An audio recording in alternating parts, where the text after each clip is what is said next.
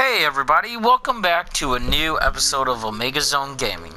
So tonight, with a new SAO game, Fatal Bullet, being confirmed, I figured I would regale y'all, or regale, however you want to say it, with why I personally like the SAO games.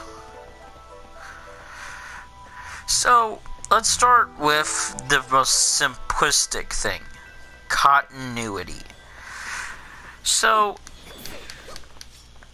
as you may remember, in the plotline of Sword Art Online, they get stuck in the death game. They make their way up to the 75th floor, where Kirito fights Heathcliff, whose real identity is the creator of the game, Akihiko Kayaba, who created SAO.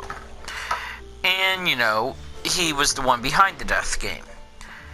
They defeat him, they get out, and it goes on to the Ephelon arc, and you get the ex-fiance who kidnaps Asuna and all that. And then it goes into the Gun Gale arc. Well, that's not what happened in the game's continuity. And that's what I'm going to say. I'm going to call one continuity where they got off at the 75th floor, the anime/manga continuity. I will refer to the continuity where they didn't get out on the 75th floor as game continuity. So, in the game continuity, during the fight with Heathcliff/Kayaba, the game glitches due to the HAL area being essentially unlocked, because it's always existed according to Yue. It's always been, with her being an administrative tool, it's always been there according to her. It just sort of became unlocked, and it forces him to glitch out of that area. So our heroes are forced to continue their trek up to the 100th floor, which not only builds up the main story in a much easier to understand / better way. But at the end of the day, the side stories get better. You get introduced to characters much earlier. Leafa, Straya, and Shinon all become available in SAO. Leafa comes there actually looking for Kirito. She admits that at first. At first she says she was sucked in to SAO after the glitch, but she admits she actually put on nerf gear and came looking for Kirito. So, then the Asuna romance. I am personally one of the people who thought the Kirito Asuna romance, while I love them, while I think they're a good anime couple, I thought it was a little rushed. They pretty much tied it into, the fears of being alone during this internal conflict within themselves of how to survive, which can be good motivation for romance if done right. In my opinion, it felt rushed. So, you get a lot more building of their relationship to one point that the system actually pretty much says their marriage was invalid, and you have to go on a quest to revalidate their marriage. I thought that was really clever. So, without Akihiko Kayaba in the way, and Asuna's ex-fiance in the way as well, the Ephelon Online arc was totally different. Asuna didn't get kidnapped at the beginning of that arc.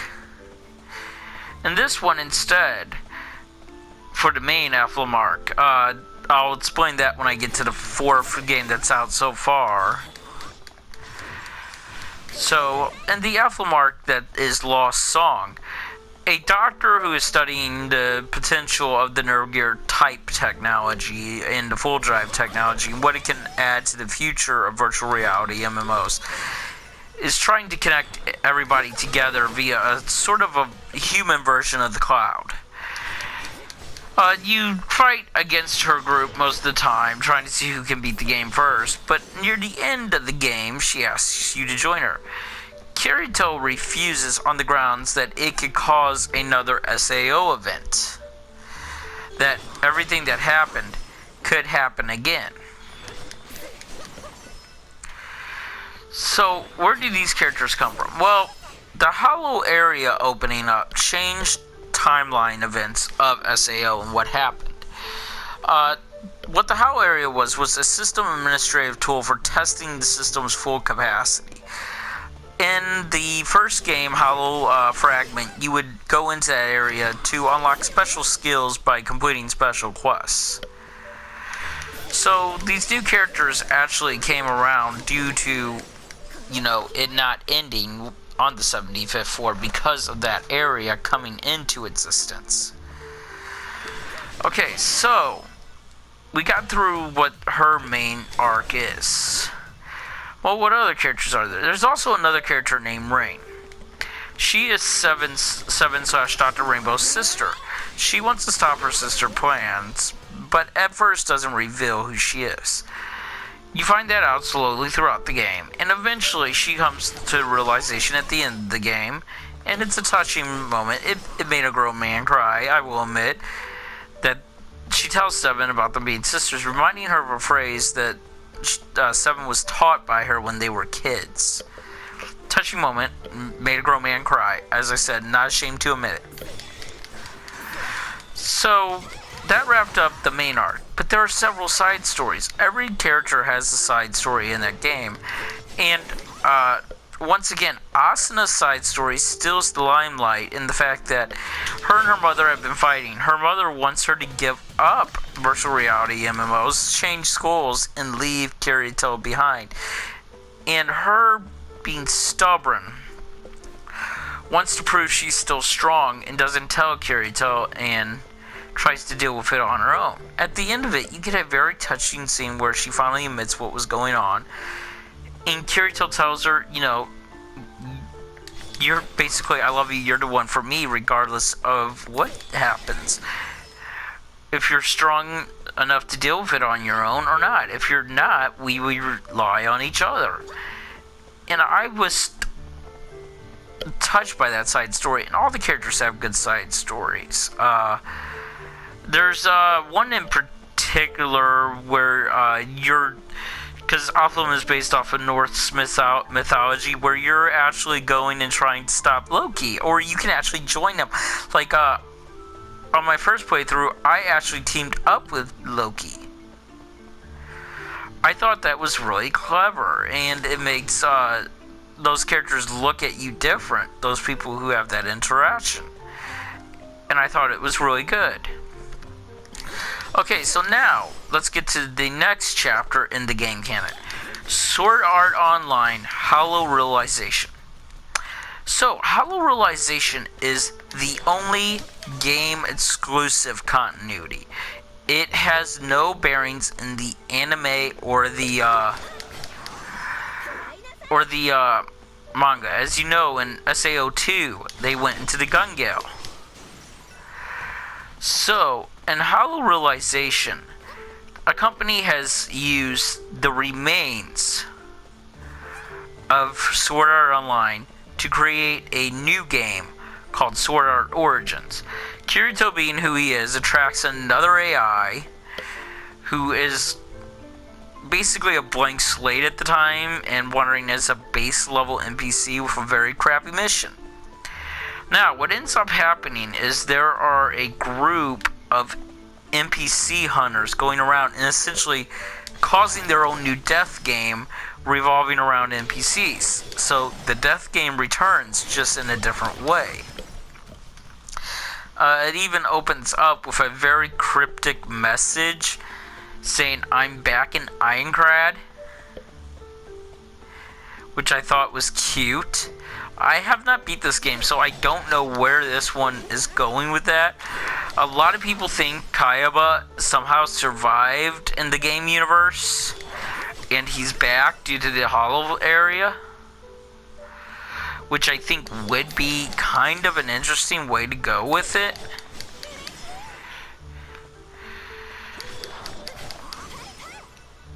So basically, it's the mystery of why people are killing these NPCs and what is going to come out from this AI becoming a true AI. There's plenty of side stories in this too, although they did give it a more MMO feel this time around, and you actually do more loose missions to earn more party members. That's right, you are not just stuck with the main SAO crew anymore. You can actually recruit any of the characters that are, any of the 500 plus NPC characters that are in this game as player characters. So that's pretty impressive. There are limitations to what you can do. Unlike with Liz, Asuna, Silica, and all the other what is normally called Kirito's heart harem, you can't romance any of the non-essential story characters. That is a little lame. I hope they fix that in future games. But overall, having a new area with a new story exclusive to just the game was a genius idea and probably one of the best things they could have done.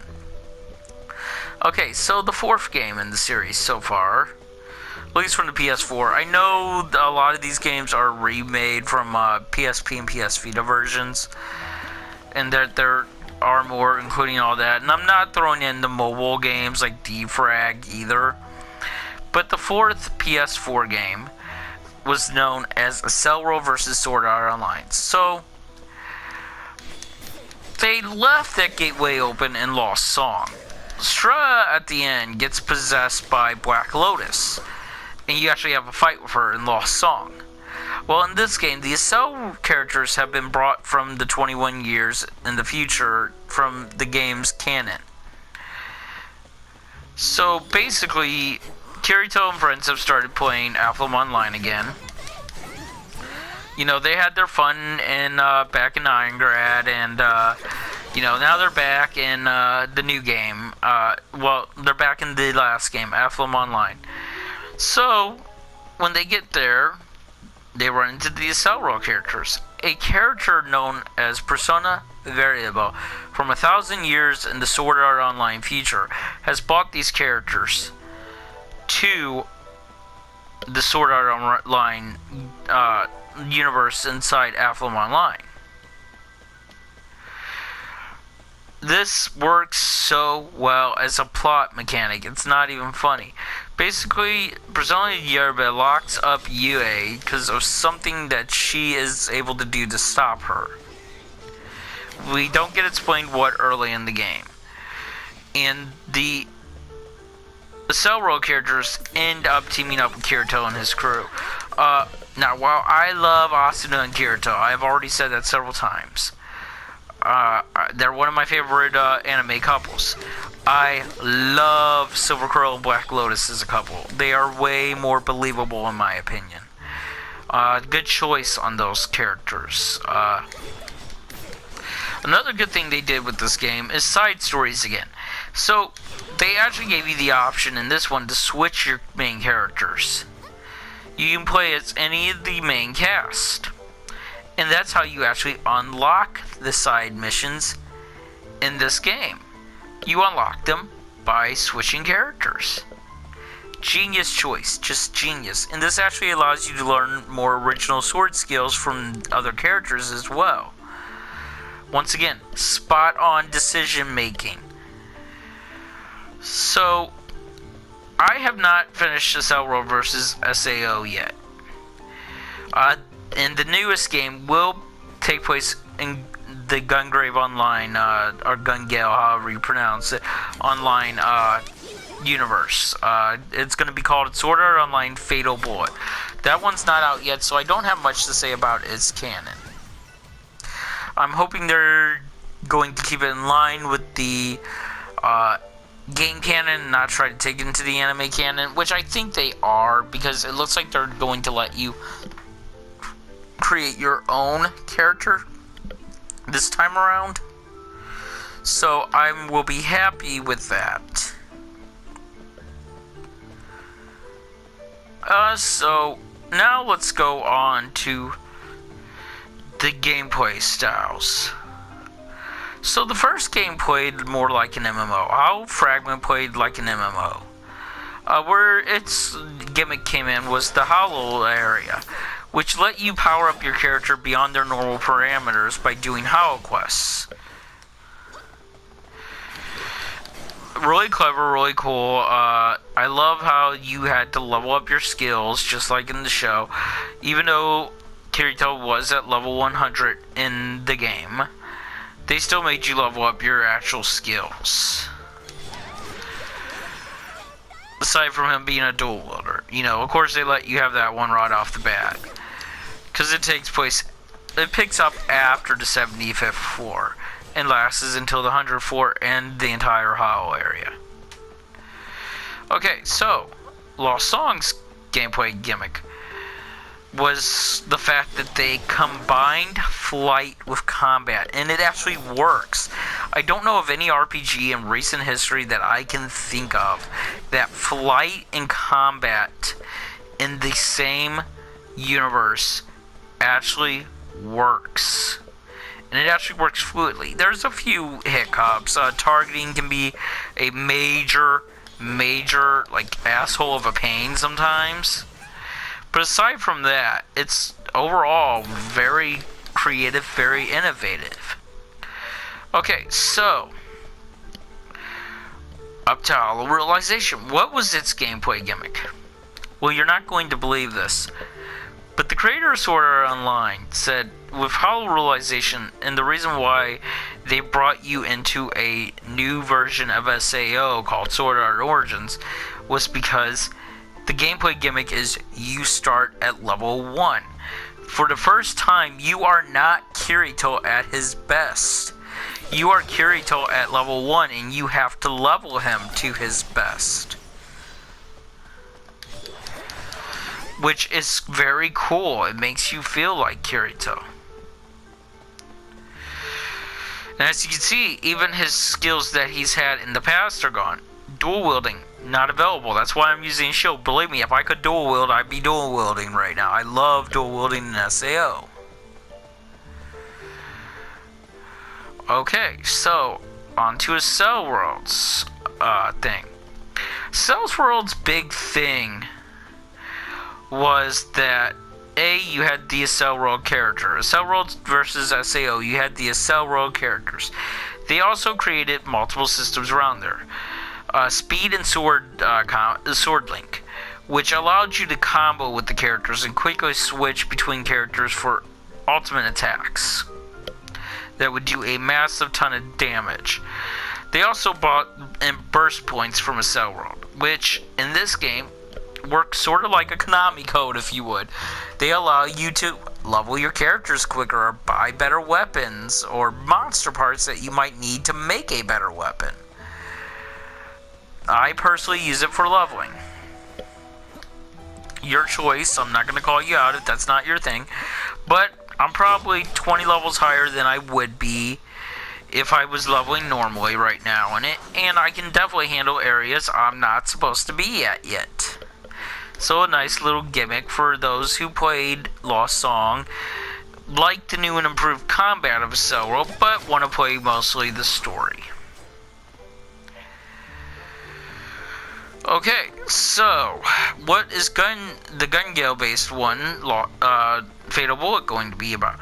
Well, it looks like they're banking on mostly the gunplay. I've heard it plays like Freedom Wars, which I've never played. If anybody knows what Freedom Wars plays like, please comment below and let me know if it was worth the play. At the point, I might look up a video and see if I can get any idea of it. But just comment below what you thought of it if you played Freedom Wars. So gunplay is going to be Fatal Bullet's big thing. It looks like you can still melee combat, which is good, because I will melee combat. But their big thing is they did choose to take the next leap with the gunplay. Which, now that I've seen some of it, I'm fine with. I didn't like it at first with the short trailer they showed, but now that we have the English combat trailer, I like it a bit more. Okay, on to graphics. Unfortunately, graphics can range anywhere from adequate to great, depending on the game. I'm sure Fatal Bullet's going to look amazing because they will be putting it on Unreal 4. It won't have any handheld counterpart unless they put it on Switch, because Switch is technically part handheld, which Switch can run Unreal 4. So, and I would definitely buy it, Bandai. You want to do that, you'll get $60 out of me twice. Oh, put all these games on the Switch while you're at it. You can get more money out of me twice. So, you know, I am happy it's using Unreal 4. I will say that. It was time. The first game looked like a slightly upgraded PS Vita game. And that was just because of the tech that was being used on it. So, the second game improved those graphics. It still looked like a slightly upgraded Vita game, but they had to improve the graphics based on the flight stuff, but it still looked good. For Lost Song, Hollow Fragment was alright. Lost Song was good. Now, we're going to get into SL World versus Sword Art Online's graphics here in a second, but let's talk about Hollow Realization. This is when the graphics really met their peak. Hey, you can tell these characters are their characters. Yeah, the camera's more subdued and pulled back. So, you know, even without their nameplate, so you can still tell Silica is Silica, Asuna is Asuna, Elizabeth is Elizabeth, Kirito is Kirito. I have him in his movie costume right now, but they do even start you off in the Black Wing, Black Swordsman outfit. See? So, I prefer the movie outfit, though. So that's why I got that equipped. And once I build up the relationship with Asuna enough, I will be equipping her and hers as well.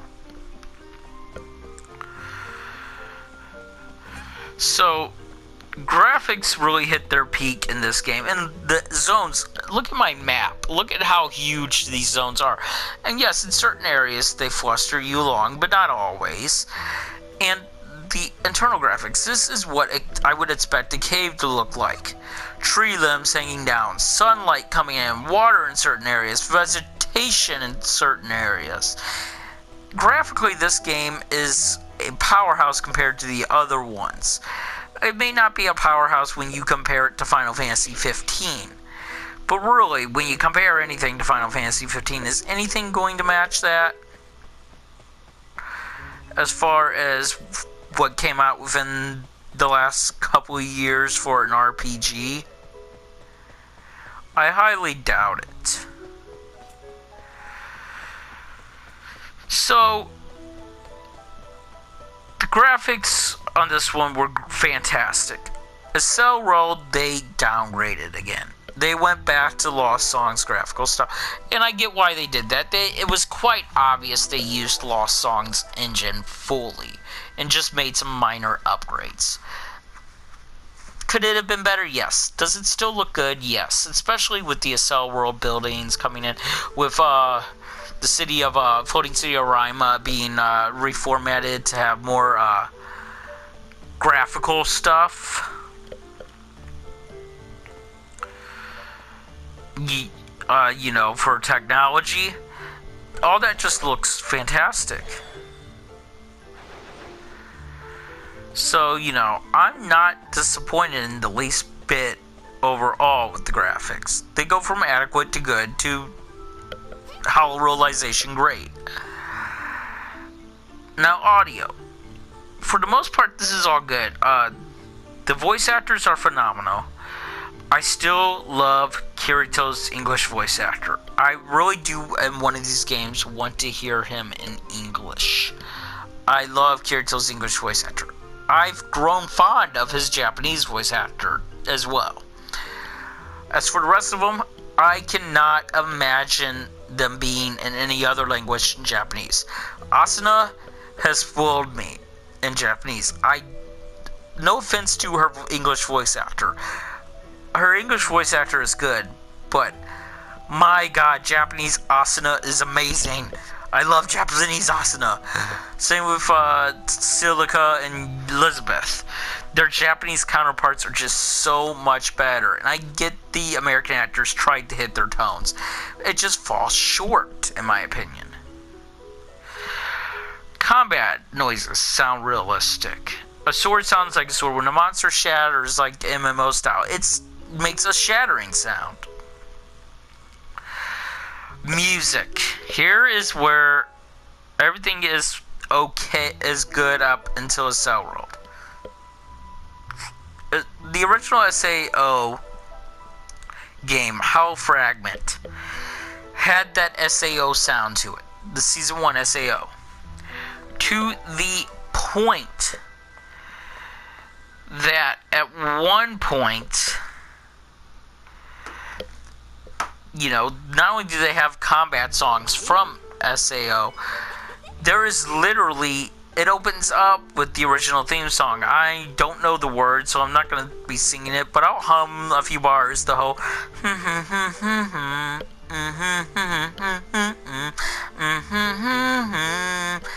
you know, that song. It had that song in it. I thought it was amazing. Lost Song's theme song was fantastic. This game's minor theme song is great.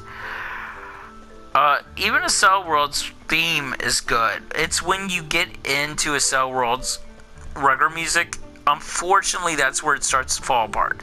It's just a recasting of Lost Song's soundtrack. The startup song is great. Everything else is a recast of Lost Song's soundtrack. But I can somewhat forgive. I believe they were on a budget, because I don't believe it was even a full year between this and a Cell World versus Sword Art Online. They're still working on DLC for Hollow Realization. That tells you something. Cell World was a quick grab before the real game, Fatal Bullet, came out, which comes out in early 2018. So, you know, it can be not fully forgiven, but somewhat forgiven. And ladies and gentlemen, that is why I love these games. Okay, so I've talked about everything positive. Let's talk about the one minor negative. Multiplayer. The first game really didn't have any. Lost Song and everything else has never felt like a full MMO. Hollow Realization is about as close as you get, but unfortunately they use peer-to-peer matchmaking, which chugs your internet. So it never actually feels like you're in the SAO universe in multiplayer. In single player, you feel like you're there, but multiplayer with your own characters, not so much. And I will say, that's one nice thing about Lost Song and Up. You can create your own characters. You know, but in my feeling, it's kind of a mute point. And I know it's because they're focusing more on the story. This is like the Dot Hack franchise. It's a story-based single-player game. Multiplayer was an afterthought and could have not even been included. And I'm glad they did include it. Maybe it'll improve with Fatal Bullet, but from what I've read and seen so far, probably not. It looks like you're going to get some small maps to journey around in and some 4v4 for PvP.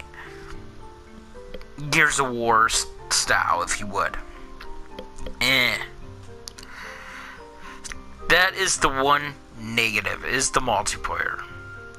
Don't go into these games for the multiplayer. Go in for the single player, the gameplay, and the storyline, because you will fall in love with the storyline and the gameplay.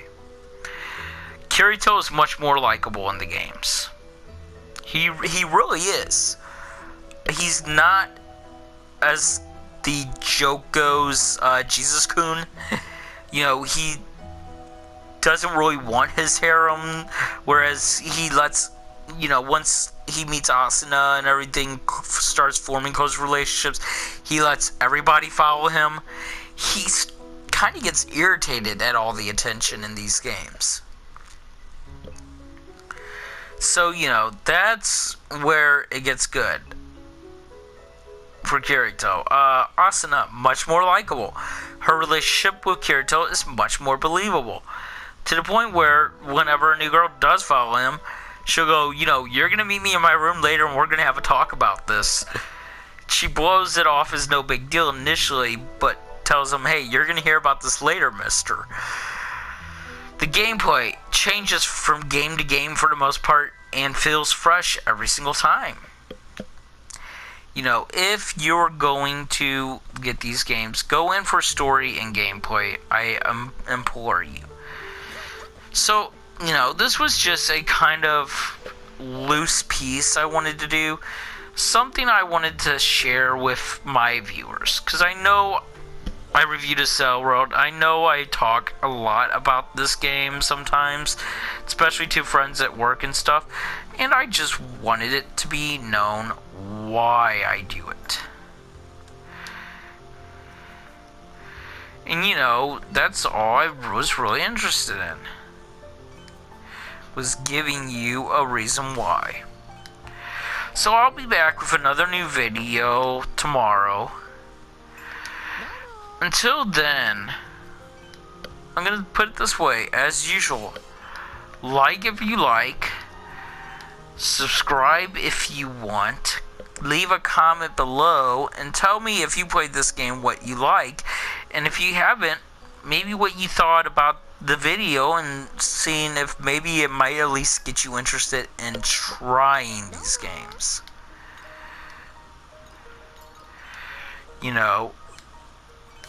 Because these games can be a lot of fun. Until then, this is Omega Zone Gaming.